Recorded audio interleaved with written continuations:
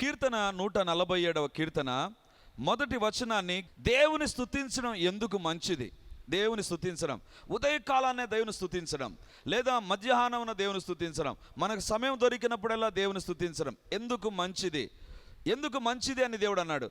దేవుని యొక్క వాక్యంలో పదాలు చాలా చిన్నగా ఉంటాయి, కానీ దాని యొక్క అర్థాలు చాలా గొప్పగా ఉంటాయండి. ఎందుకంటే దేవుడు ఒక మాట మాట్లాడాడంటే ఆయన అనంత జ్ఞాని కాబట్టి ఆ మాట మనకు చాలా సులువుగా అనిపిస్తుంది. కానీ ఆ వాక్యాన్ని మనం ధ్యానం చేస్తూ ఉండగా ఆ వాక్యంలో ఉన్నటువంటి లోతైన సత్యాలు మనం గుర్తెరగడానికి పరిశుద్ధాత్మ దేవుడు మన మధ్య ఉంటున్నాడు కాబట్టి, పరిశుద్ధాత్మ దేవుడు మనతో ఉంటున్నాడు కాబట్టి దేవుడు మనతో ఆయా అంశాల గురించి ఒకే మాట ద్వారా మాట్లాడుతూ వస్తుంటున్నాడు. ఆ మాటకు వస్తే, స్తుతి అనేటువంటిది ఏంటండి? క్రైస్తవ లోకంలో లేకపోతే పాటలు పాడడం, లేకపోతే నా జీవితంలో దేవుడు చేసిన మేలను గురించి నేను సాక్ష్యం ఇవ్వడం స్తుతి, లేకపోతే మాట ద్వారా దేవుని స్తుతించడం. ఈ సందేశం అయిన తర్వాత అందరము మన మాట ద్వారా ప్రభుని స్తుతిస్తాం.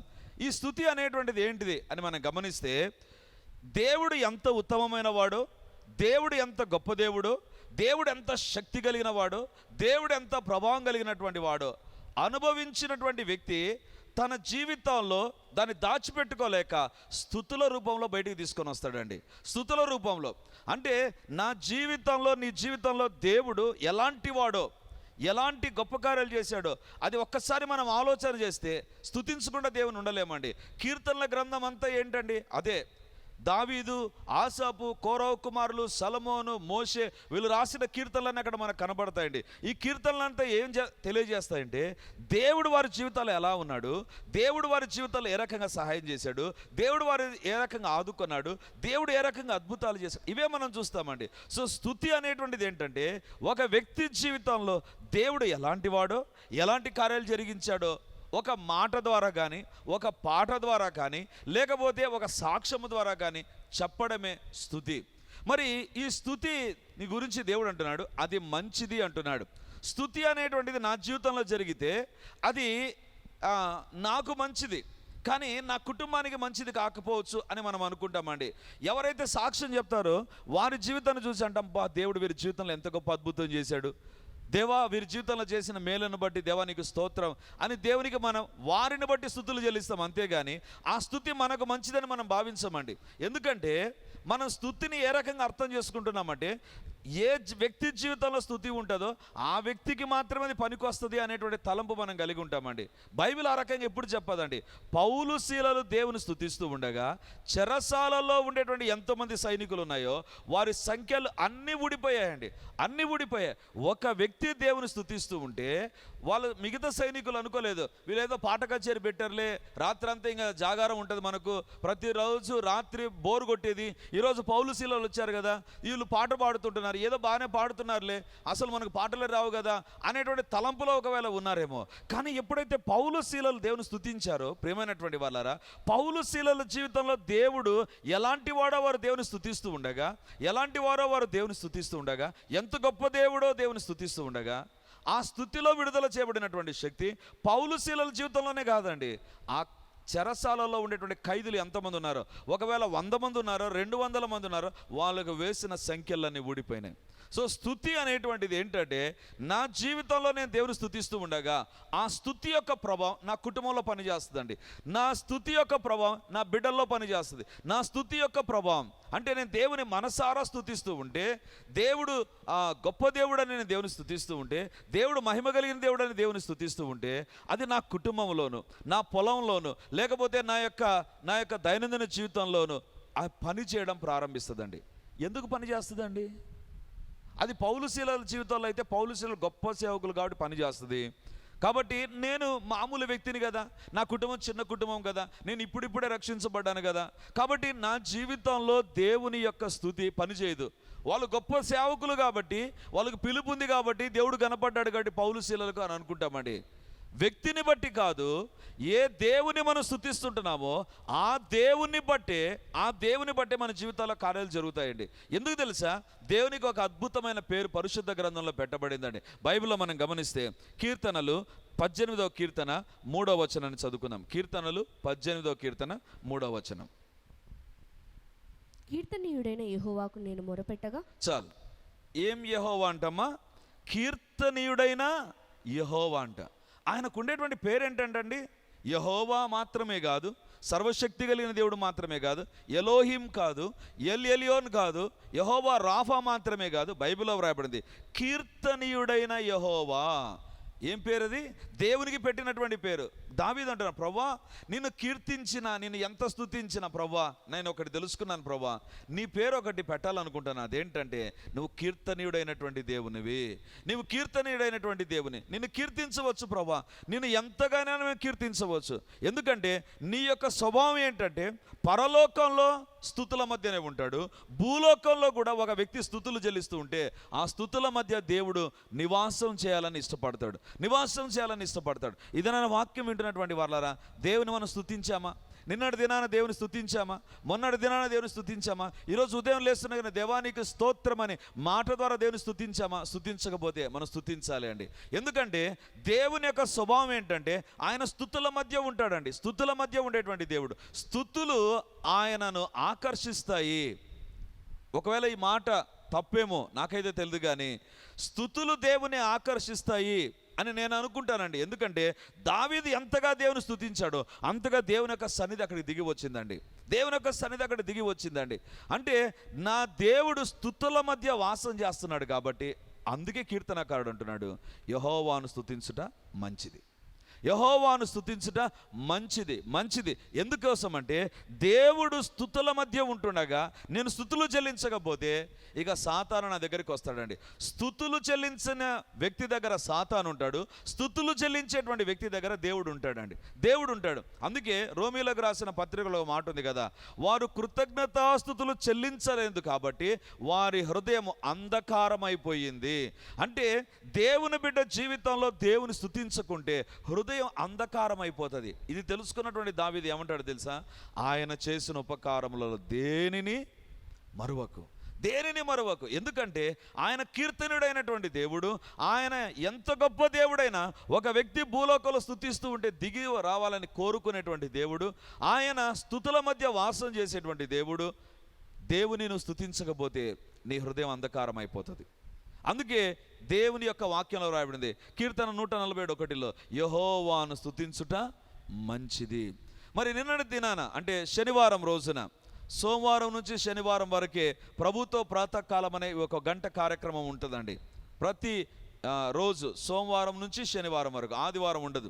ఆదివారం అందరూ సంఘారాధనకు సిద్ధపడుతూ ఉంటారు కాబట్టి ఉదయకాలాన సంఘారాధనకు సిద్ధపడాలనే తలంపుతో ఆదివారం ఒక్కరోజు మిస్ చేయడం జరిగింది. కాబట్టి ఎంతకాలం ఈ రకంగా దేవుడు నడిపిస్తాడో నాకైతే తెలియదు, కానీ అవకాశం ఉన్నంత వరకు ఈ రకంగా ముందుకు సాగాలని నేను భావిస్తుంటున్నాను. ఎందుకంటే మన చుట్టుపట్ల పరిస్థితులు సంఘానికి, సేవకు, దేవుని ఆరాధించడానికి దూరం చేస్తూ ఉండగా దేవుడు నా హృదయంలో ఉంచినటువంటి భారం ఏంటంటే ఉదయకాలాన్ని దేవుని దగ్గర కూర్చొని మనం స్తుతించి ఆరాధించి ప్రభు వాక్యాన్ని ధ్యానిస్తే అది మనకు, మన కుటుంబాలకు ఎంతైనా దీవెనకరం. మరి శనివారం రోజున ధ్యానించినటువంటి సందేశము ఫేస్బుక్, యూట్యూబ్లో అది మీకు అవైలబుల్గా ఉందండి. సో సుధీర్ మినిస్ట్రీస్ అనేటువంటి మా యొక్క యూట్యూబ్ ఛానల్కు మీరు సబ్స్క్రైబ్ చేసుకోనండి. అందులో సందేశాలు మీరు వినవచ్చు. ఫేస్బుక్లో రిడీమర్ రివైవల్ ఫెలోషిప్ లేదా రిడీమర్ కడప అనేటువంటి మా పేజెస్ని మీరు లైక్ చేయండి. అందులో నేను అందించినటువంటి సందేశాలు విస్తారంగా ఉన్నాయి. ప్రియమైనటువంటి వాళ్ళారా, శనివారం రోజున ఒక వ్యక్తి దేవుని స్తుతిస్తే కలిగేటువంటి దీవెన ఏంటి తెలుసా? అతడు విశ్వాసంలో బలపరచబడతాడు, విశ్వాసంలో బలపరచబడతాడు. దానికి ఉదాహరణగా బైబిల్ అబ్రహాము జీవితాన్ని ఎదుట నేను ఉంచాను. అబ్రహాము దేవుని స్తుతించినప్పుడు తాను విశ్వాసములో బలవంతుడైపోయాడు. తన శరీరం మృతతుల్యమైన, తన భార్య శరీరం మృతతుల్యమైన శక్తి పొందారండి సంతాన దీవెన కోసం. ఒక వ్యక్తి దేవుని స్తుతిస్తూ ఉంటే విశ్వాసంలో బలహీనుడు కాడండి. ఇదేనా మరొక అంశాన్ని దేవుడు మన ఎదురు తీసుకొని వస్తుంటున్నాడు. దేవుని స్తుతిస్తే కలిగేటువంటి దీవెన. కీర్తన 67వ కీర్తన 5-6 వచనాలను మనం చదువుకుందాం. కీర్తనలు 67వ కీర్తన 5-6 వచనాలు. ప్రజలు నిన్ను స్తుతించుదురుగాక. మరొకసారి చదవమ్మా. దేవా, ప్రజలు నిన్ను స్తుతించుదురుగాక, ప్రజలందరూ నిన్ను స్తుతించుదురుగాక. అప్పుడు భూమి దాని ఫలములిచ్చును, దేవుడు మా దేవుడు మమ్మును ఆశీర్వదించును. చాలు. ఇక్కడ ఈ కీర్తనకారుడు అంటున్నాడు, దేవా ప్రజలు నిన్ను స్తుతించుదురుగాక, ప్రజలందరూ నిన్ను స్తుతించుదురుగాక. ప్రజలు స్తుతించుదురుగాక. సో ఆ లైన్ చూస్తాను మనం ఏమనుకుంటామంటే, ఒకవేళ పాట పాడే నాలాంటి వాళ్ళు, ఇందాక మా టీం వాళ్ళు పాట పాడారు, ప్రజలు అంటే ఎవరో ఎలక్టెడ్ పీపుల్ మాత్రమే పాటలు పాడతారు అని అనుకుంటారండి.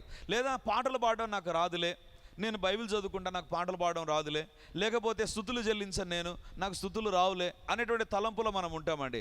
అది మొదటి లైన్, ప్రజలు నిన్ను స్తుతించుదురుగాక. రెండవ లైన్ ఉంటుంది, ప్రజలందరూ నిన్ను స్తుతించుదురుగాక. ప్రజలందరూ నిన్ను స్తుతించుదురుగాక. హల్లెలూయా. భూలోకంలో దేవుని నమ్మిన ప్రతి ఒక్కరూ దేవుని స్తుతించాలని దేవుడు కోరుతున్నాడండి. Irrespective of caste, irrespective of creed, irrespective of age. అందుకే బైబిల్లో రాడింది, బాలుర యొక్క చంటి పిల్లలు మొదలుకొని ఇంకా ఎంత పెద్దవాళ్ళైనా, అందుకే బైబిల్ చెప్తుంది, ప్రజలందరూ నిన్ను స్తుతించుదురుగాక. ప్రజలందరూ నిన్ను స్తుతించుదురుగాక. నీ జీవితంలో స్తుతి అనేటువంటిది ఆప్షనల్ కాదు. వీలైతే, సమయం దొరికితే, లేకపోతే నీకు బుద్ధి పుడితే స్తుతించు అని దేవుని యొక్క వాక్యం చెప్పడం లేదండి. బైబిల్లో రాయబడింది, ప్రజలందరూ నిన్ను స్తుతించుదురుగాక. ప్రజలందరూ అంటే దేవుని స్తుతించడం మంచిది. ప్రజలందరూ నిన్ను స్తుతిస్తే జరిగే మంచి కార్యం ఏంటో తెలుసా? 6వ వచనంలో ఉంది, అప్పుడు భూమి దాని ఫలము ఇచ్చును. స్తుతించనంత వరకు భూమి ఎండిపోయే ఉందంటండి. అంటే ఉదాహరణకు అనుకుందాం, ఒక భూమి ఉంది, ఆ భూమి ఫలించకుండా ఉంది, నేను ఏం చేసినా కూడా ఫలించకుండా ఉంది. కానీ ఎప్పుడైతే ప్రజలు ప్రభును స్తుతిస్తారో అంట, బైబిల్లో వ్రాయబడింది, అప్పుడు భూమి దాని ఫలం ఇస్తుందంట. అంటే భూమి ఏమో ఉంది, ఆ భూమి గొడ్డుపోయిన భూమిలాగా ఉంది, ఫలించినటువంటి భూమిగా ఉంది, అందులో నుంచి ఫలం అనేటువంటిది రావడంలే. భూమి ఏమో ఉంది, లేకపోతే విత్తుతున్నారేమో, నారు నాడుతున్నారేమో, లేకపోతే నీళ్లు పెడుతుంటున్నారేమో, ఎరువు వేస్తుంటున్నారేమో, పిచికారీ చేస్తున్నారేమో, ఇక ఏవేవి చేస్తున్నారో వ్యవసాయ పద్ధతులు అన్నీ కూడా పాటిస్తున్నప్పటికీ కూడా ఆ భూమి ఫలించడం లేదంట. కానీ ఎప్పుడైతే ప్రజలందరూ దేవుని స్తుతించారో అప్పుడు భూమి దాని ఫలం ఇచ్చిందంటండి. అంటే దాని అర్థం ఏంటి తెలుసా? నీ జీవితంలో ఏదైతే ఫలభరితము కానటువంటి ఏరియా ఉందో, ఉదాహరణకు చెబుతాను, మన పిల్లలు ఆశీర్వదించబడినటువంటి పిల్లలుగా ఉన్నారా?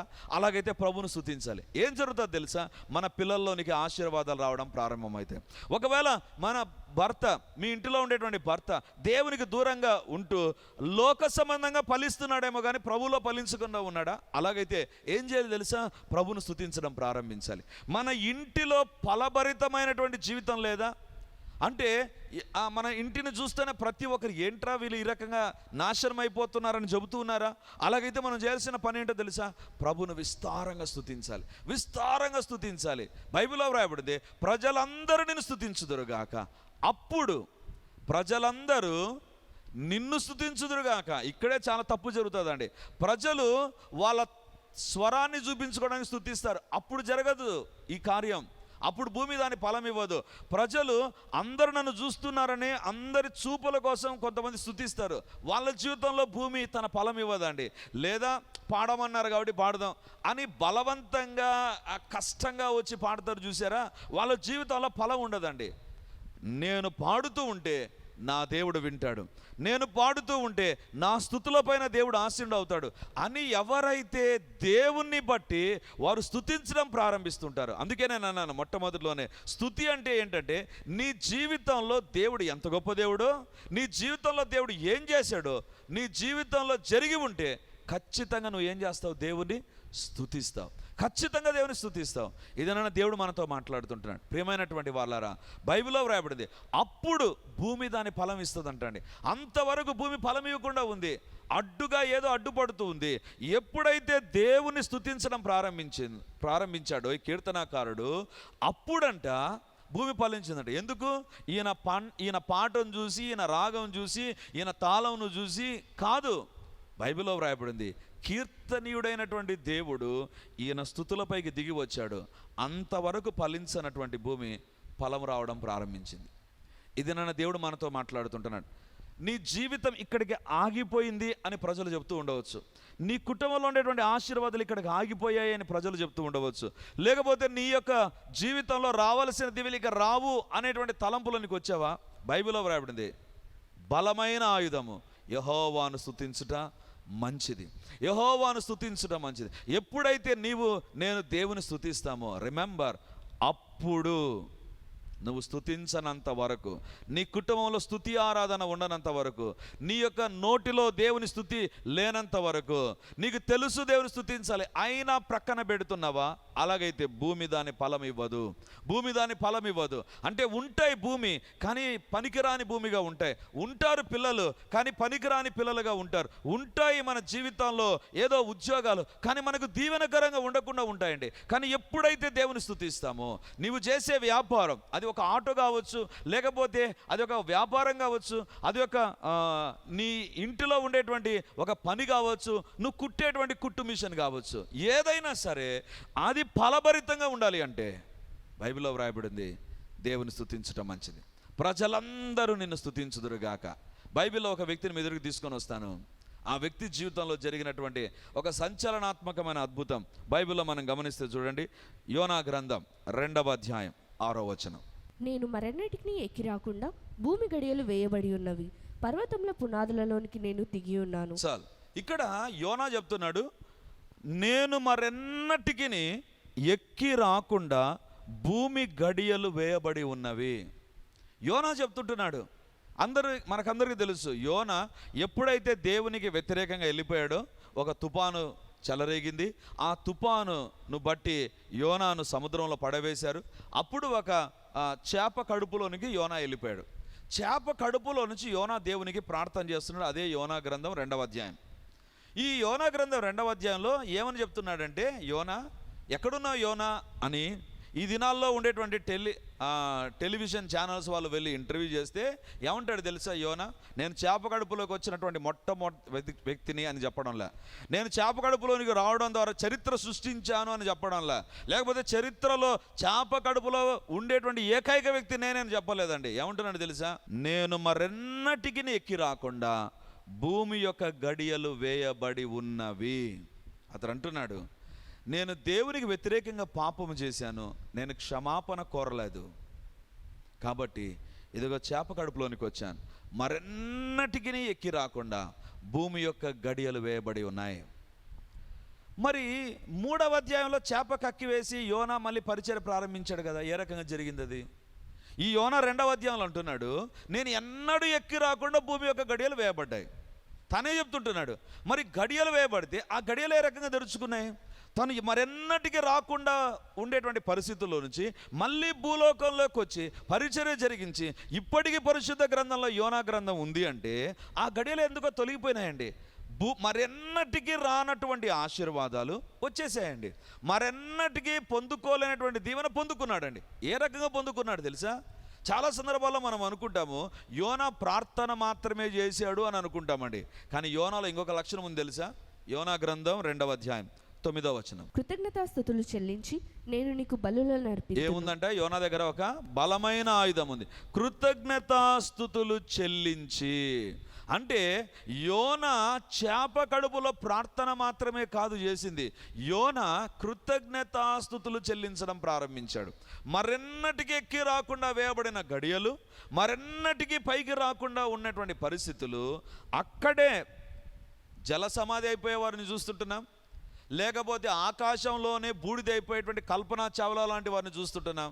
First time in the history of humankind యోనా చేప కడుపులో సమాధి కావాలి, కానీ అది జరగకుండా ఏదడ్డుకుని తెలుసా? యోనా తన జీవితంలో కృతజ్ఞతాస్తుతులు చెల్లించేటువంటి వ్యక్తి. అందుకే 9వ వచనంలో స్తుతి, 10వ వచనంలో కక్కివేయబడ్డాం. ఈ దినాన దేవుడు మనతో మాట్లాడుతుంటా, మరెన్నటికి ఎక్కి రాకుండా నీ కుటుంబానికి వ్యతిరేకంగా సాతాను గడియలేసాడా? మరెన్నటికి పైకి రాకుండా నీ జీవితంలో సాతాను ఇంటర్ఫీర్ అయిపోయాడా? మరెన్నడూ ఇక ఆశీర్వాదాలు రావు అనేటువంటి పరిస్థితుల్లోనికి నీవు నీ కుటుంబం వచ్చేసారా? దేవుడు మీతోనే మాట్లాడుతుంటున్నాడు. దేవుని స్తుతించడం ప్రారంభించు. నీకు రాగం వస్తుందా లేదా పట్టించుకోకు. నువ్వు తాళానికి అనుగుణంగా పాట పాడతావా లేదా అది అవసరం లేదండి. ఎవరికి అవసరం తెలుసా? స్టేజ్ పైన పాడే వాళ్ళకి అవసరం. స్టేజ్ కింద పాడే వాళ్ళకు నీ ఇష్టం ఏ రాగమైనా పాడుకో, నో ప్రాబ్లం.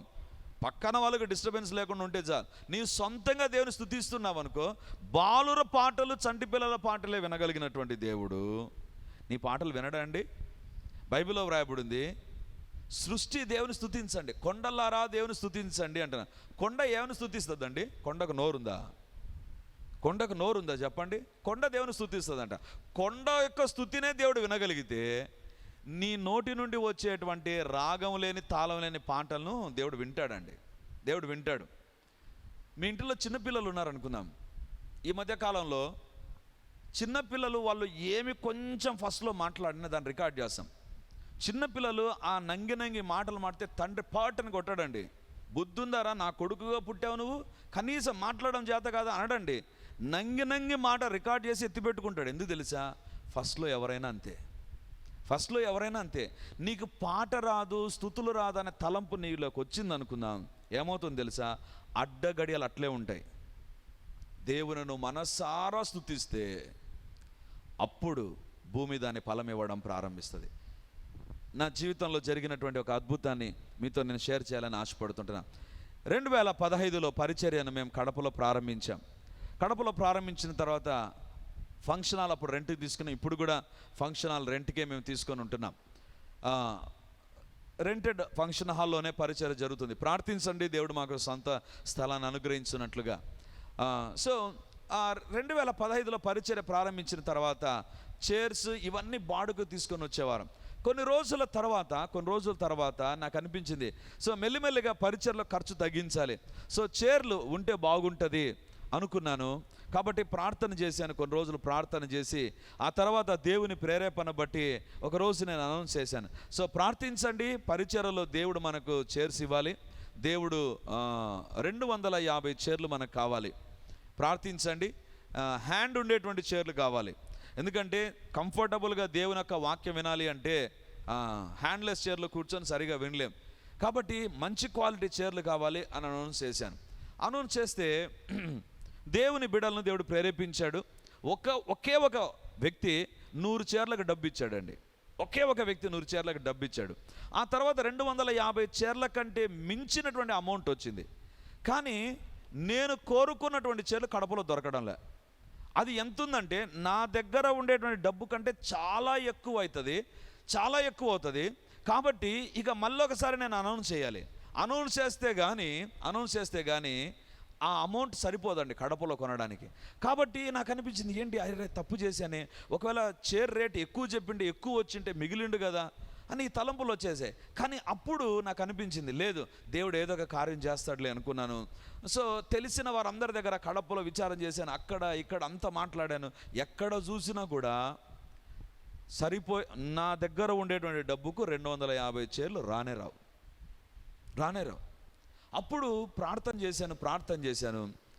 ఒకసారి చాలా నిరాశ వచ్చేసింది. ఏంటి ప్రభువా, డబ్బేముంది, చైర్లేమో కడపలో ఉన్నాయి, కానీ నాకు సరిపోయినటువంటి రేటుకి రావడం లేదే అని చాలా కృంగిపోయానండి. కృంగిపోయిన తర్వాత అప్పుడు జ్ఞాపకం వచ్చింది, అరే ఇంతవరకు ప్రార్థన చేశాను, ఇంతవరకు దేవుని దగ్గర నిరాశతో నిస్పృహతో అడిగాను, కానీ నేను స్తుతించలేదు కదా అని ఆ రోజు బాగా దేవుని స్తుతించానండి. బాగా పాటలు పాడుతూ దేవుని స్తుతించాను. బాగా స్తుతించి సాయంత్రము మా ఇంటికి మా రిలేటివ్ ఒకరు వస్తే వారితో నేను అన్నాను, ఇట్లా మనకు చైర్లు కావాలనుకుంటున్నాము, ప్రభు ఎక్కడ మనకు దాచిపెట్టాడో అనుకుంటే అప్పుడు ఆయన అన్నాడు, అన్న ఒకసారి ఆన్లైన్లో చూద్దామా అన్నాడు. సరే అని ఆన్లైన్లోకి వెళ్ళి అంటే సిస్టమ్ ఆన్ చేసి ఆన్లైన్లో చూస్తే రేట్స్ కడపలో రేట్స్ ఏమున్నాయో అంతకంటే ఒక 20 రూపాయలు, 30 రూపాయలు, 50 రూపాయలు తక్కువ ఉన్నాయి అంతే. అప్పుడు తలంపు వచ్చింది, స్తుతించినా కూడా కార్యం జరగదా ప్రభువా, స్తుతించినా కూడా కార్యం జరగదా అనే తలంపు వచ్చింది. వెంటనే అక్కడి నుంచి లేచి బయటకు వచ్చి మరి కొద్దిసేపు దేవుని స్తుతించి, ప్రభువా నేను స్తుతిస్తూ ఉన్నాను, ఇప్పుడు ఒక కార్యం జరగాలి అని తిరిగి ఆ సిస్టమ్ దగ్గరికి వెళ్ళి, ఎందుకో అక్కడ ఉన్నటువంటి అడ్రస్లన్నీ బ్రౌజ్ చేస్తుంటే ఒక ప్రాంతానికి సంబంధించిన ఒక వ్యక్తికి ఫోన్ చేయాలనిపించి చేశానండి. చేస్తే ఆయన ఫోన్ ఎత్తాడు. నేను అడిగాను, ఇలా నేను కడపలో సేవ చేస్తున్నానండి, మాకు ఈ మధ్యనే చిన్న సంఘం ప్రారంభమైంది, మాకు 250 చైర్లు కావాలి అని చెప్తే, మరొకసారి చెప్పండి అన్నాడు. నేను కడప నుంచి ఫోన్ చేస్తున్నాను, మా పరిచర్యకు 250 చైర్లు కావాలి, ఈ చైర్లకు మీ దగ్గర ఏమైనా అవైలబుల్గా ఉందా, హ్యాండ్ ఉండేటువంటి చైర్లు కావాలి అన్నాడు. ఒక్క అరగంట ఆగి నేనే మీకు ఫోన్ చేస్తానండి అని ఆయన ఫోన్ చేసాడండి. ఫోన్ చేసి ఏమని చెప్పాడు తెలుసా, తను ఉండేటువంటి స్థలం నుంచి కడపకు ట్రాన్స్పోర్ట్ చేసి పంపించినా కూడా నా దగ్గర ఉండేటువంటి డబ్బు కంటే ఇంకా 2000 రూపాయలు తక్కువగా వస్తుంది అని నాకు చెప్పాడండి. నేను అడిగాను, అది ఎట్లండి కడపలో, అంటే మీ క్వాలిటీ చైర్లు ఏమైనా తేడా ఉంటుందా అంటే, అప్పుడు ఆయన చెప్పినటువంటి మాట, నేను ప్రభువుని అంగీకరించినటువంటి బిడ్డనండి, నాకు కూడా ఒక కోరిక ఉంది, నేను చీరల వ్యాపారం చేస్తున్నాను, ఇంతవరకు ఎప్పుడు కూడా నేను దేవుని సేవకు నా వంతు సహాయాన్ని నేను అందించలేదు. సో అనుకున్నాను నేను కూడా చైర్స్ ఎవరైనా అడిగితే మంచి క్వాలిటీ చైర్లను నేను ఇవ్వాలి అనేటువంటి ప్రేరేపణ నాకు కలిగింది. కాబట్టి ద బెస్ట్ చైర్ను ద బెస్ట్ రేటుకు మీకు నేను పంపిస్తాను, ఇంతకంటే మీకు ఎక్కడ దొరకవు అన్నాడు. నేను అన్నాను, బ్రదర్ మీరు ఎవరో నాకు తెలియదు, కానీ మీరు దేవుని బిడ్డ అని చెబుతున్నారు కాబట్టి, ఇంతవరకు ప్రభువుని స్తుతించాను కాబట్టి ఆన్లైన్ ట్రాన్స్ఫర్ చేస్తున్నాను అన్నాడు. ఆయన అన్నాడు, చేసేయండి బ్రదర్ అన్నాడు. విత్ ఇన్ 2 days లగేజ్ వచ్చేసిందండి. ఇప్పుడు మా పరిచయలో వాడే చీరలు అవే. ప్రతి ఒక్కరు లాస్ట్ వీక్ ఒక సంఘస్థులు నాకు ఫోన్ చేశారు, ఏంటి మీ పరిచయలో మంచి చీరలు ఉన్నాయంటనే, ఎక్కడి నుంచి వచ్చాయి తెలుసా, దేవుని స్తుతిస్తూ ఉంటే వచ్చాయి. ఆయన ఎవరో నాకు తెలియదండి, ఆయన ముఖం ఇంతవరకు నేను చూడలేదు. ఆయన ఒకవేళ టీవీలో నా ముఖం చూసింటాడేమో కానీ నేను ఆయన ముఖమే చూడలేదు. ఆయన ఎవరో కూడా నాకు తెలియదు. ఫోన్లో మాట్లాడితే నాకు అనిపించింది, డబ్బు పంపించిన తర్వాత ఫోన్ స్విచ్ ఆఫ్ చేస్తే ఏంటి నా పరిస్థితి, కానీ స్తుతించాను కదా, దేవుడు కార్యం చేస్తాడని నమ్మానండి. దాని ఫలితం ఏంటి తెలుసా, ఏదైనా పరిచయలో చైర్స్ అవే ఉన్నాయి, very strong and comfortable chairs. అప్పుడు భూమి దాని ఫలం ఇచ్చును. ఇదన్న వాక్యం వింటున్నటువంటి వాళ్ళారా, దేవుని స్తుతించడం మర్చిపోయావా, దేవుని ఘనపరచడం మర్చిపోయావా, దేవుని హెచ్చించడం మర్చిపోయావా? నీవు దేవుని స్తుతిస్తూ ఉంటే కీర్తనీయుడైనటువంటి దేవుడు నీ స్తుతులపైన ఆశీనుడవుతాడు. అప్పుడు నీ ఎదుట పని చేయనటువంటి ప్రతి పరిస్థితి పనిచేయడం ప్రారంభిస్తుంది. అందుకే యోనా ఏం చేశాడు తెలుసా, అడ్డగడియలు వేయబడ్డాయి మరెన్నటికి ఎక్కి రాకుండా, అప్పుడు దేవుడిని స్తుతించడం ప్రారంభించాడు. 9వ వచనంలో దేవుని స్తుతించాడు, 10వ వచనంలో ఆ చేప కక్కివేయడం జరిగింది. ఈ దినాన నువ్వు ఎక్కడ బంధించబడ్డావో, నీ కుటుంబం ఎక్కడ బంధించబడిందో నాకు తెలియదు. దేవుడు మాట్లాడుతున్నాడు, దేవుని స్తుతించక ఎంతకాలం అయిపోయిందో. You are so busy in reading the word. తప్పు కాదండి, దేవుని యొక్క వాక్యాన్ని చదవాలి, దేవుని దగ్గర ప్రార్థన చేయాలి. బట్ యెహోవాను స్తుతించుట మంచిది. పరిశుద్ధమైన యేసయ్య మీకు స్తోత్రాలు, పవిత్రమైన మీ యొక్క నామమును బట్టి నీకు స్తోత్రాలు, అమూల్యమైన మీ రక్తమును బట్టి నీకు స్తోత్రాలు, పరిశుద్ధమైన మీ యొక్క వాక్యమును బట్టి యేసయ్య మీకే కోటాను కోట్ల వందనాలు ప్రభువా. అమూల్యమైన వాక్యాన్ని మా ఎదుట ఉంచినటువంటి దేవా, 365 రోజులు మాతో ఈ వాక్యం ద్వారా మాట్లాడుతూ వస్తున్నటువంటి దేవా నీకు స్తోత్రాలు. వేల సంవత్సరాల నుంచి నీ వాక్యం మాట్లాడుతున్న వాక్యం నాయన, అందును బట్టి నీకు స్తోత్రం ప్రభువా. యేసయ్యా నీ పాదాల దగ్గర చేరి ఇప్పుడు అడుగుతుంటున్నాం ప్రభువా, ఈ దినమంతటిలో లైవ్ చూస్తున్న ప్రతి ఒక్కరితోను, చూడబోయేటువంటి ప్రతి ఒక్కరితోను మీ సన్నిధి ఉండును గాక, సర్వోన్నతుడైన దేవుని యొక్క సన్నిధి ఉండును గాక, తండ్రి దేవుని యొక్క సన్నిధి ఉండును గాక, వాగ్దానములన్నీ నెరవేరును గాక. ఈ దినాన ఎవరికి ఏ వాగ్దానం ఇచ్చావో, నాకు ఇచ్చిన వాగ్దానాలు, నా కుటుంబానికి ఇచ్చిన వాగ్దానం, ఈ ప్రార్థనలో ఏకీభవిస్తున్న తండ్రి ప్రభు ఎక్కడి నుంచి చూస్తున్నా వారికి ఇవ్వబడిన వాగ్దానాలు, వారి కుటుంబానికి ఇవ్వబడిన వాగ్దానాలు యేసు నామమందు నెరవేరును గాక. తండ్రి మా కోసం నియమించబడిన దేవదూతలు మాకు పరిచర్య ఈ దినం చేయుదురు గాక. మా కోసం నియమించబడినటువంటి ప్రతి దేవదూత మా కోసం యేసు నామమందు పని చేయుదురు గాక నాయన, పని చేయుదురు గాక. మమ్మల్ని మా కుటుంబ సభ్యులను ప్రభు సులువుగా చిక్కులబెట్టు ప్రతి పాపము నుంచి తప్పించండి నాయన, ప్రతి పాపము నుంచి విడిపించండి నాయన. ప్రతి ఒక్కరి కుటుంబము తండ్రి, కుటుంబం అంతా కలిసి నిన్ను స్తుతించడానికి, ప్రార్థించడానికి, వాక్యంలో గడపడానికి మీరే సహాయం చేసి మహిమను పొందుమని, మరింతగా నీకు దగ్గర అవడానికి సహాయం చేయమని యేసు క్రీస్తు ప్రభువా మమ్మల్ని, మా కుటుంబాలు, మాకు కలిగిన సమస్తాన్ని పరిచరణ మీ చేతులకు అప్పగిస్తూ మహిమా ఘనత ప్రభావాలు పొందుమని యేసు నామమందు ప్రార్థించి అడిగి పొంది ఉంటున్నాము తండ్రి. Amen, amen, amen. Praise the Lord. Yesukristu పరిశుద్ధ నామందు ఈ యొక్క విమోచన గడి అనే టీవీ కార్యక్రమాన్ని వీక్షిస్తున్నటువంటి దేవుని బిడ్డలారా, మీ ఒక్కొక్కరికి నా హృదయపూర్వకమైనటువంటి వందనాలు, శుభములు, ప్రార్థనలు తెలియజేస్తున్నాను. దేవుని యొక్క ఉచితమైన కృపను బట్టి ప్రతి ఆదివారం ఉదయం 9:30 గంటలకు మొదటి ఆరాధన రెడీమర్ చర్చిలో జరుగుతూ ఉంది. వందలాది మంది ప్రజలు హాజరై దేవుని దీవెనలు పొందుతుంటున్నారు. మీరు కడప చుట్టూ ఉండేటువంటి గ్రామాల్లో ఉండేటువంటి వారైతే సమీపాన ఉండేటువంటి వారైతే ఆదివార ఆరాధనకు తప్పకుండా హాజరై దేవుని దీవెనలు మీరు పొందాలని కోరుతుంటున్నాను. మీకోసం ప్రత్యేకంగా దేవుని యొక్క సందేశం, ప్రత్యేకమైన ప్రార్థనలు, వ్యక్తిగతంగా మిమ్మల్ని కలుసుకొని మీ గురించిన విషయాలు తెలుసుకొని ప్రార్థించాలని మేము సిద్ధంగా ఉన్నాం. కాబట్టి ఈ యొక్క రెడీమర్ చర్చ్ కడప నడిబొడ్డున ఉండేటువంటి కోట్రేడి సర్కిల్ దగ్గర నారాయణ కాలేజ్ ఎదురుగా ఉండేటువంటి ఇంతకుముందు ఉన్నటువంటి స్టార్ థియేటర్లో ఇప్పుడు జరుగుతూ ఉంది. కాబట్టి తప్పకుండా ఇతర ప్రాంతాల నుంచి వచ్చే వారికి కూడా బస్ ఫెసిలిటీ కూడా చాలా దగ్గరగానే ఉంటుంది. కాబట్టి తప్పకుండా మీరు మీ కుటుంబాలు హాజరై ఈ వాక్యపు దీవెనలు, ప్రార్థనా శక్తిని, దేవుని యొక్క అద్భుతమైనటువంటి సన్నిధిని ప్రతి ఆదివారం ఉదయం 9:30కు జరిగేటువంటి ఆరాధనలో హాజరై దేవుని దీవెనలు పొందాలని కోరుతూ ఉన్నాను. సాయంత్రం 7 గంటలకు కూడా 2వ ఆరాధన ఉంటుంది. తప్పకుండా ఈ 2 ఆరాధనలకు మీరు హాజరై దేవుని దీవెనలు పొందాలని కోరుతూ ఉంటున్నాను. మరిన్ని వివరాలకు ఈ కింద కనబడుతున్నటువంటి నంబర్ 9845669572 లేదా 9440407722కు మీరు కాల్ చేసి వివరాలు తెలుసుకోవాల్సిందిగా కోరుతున్నాను. God bless you.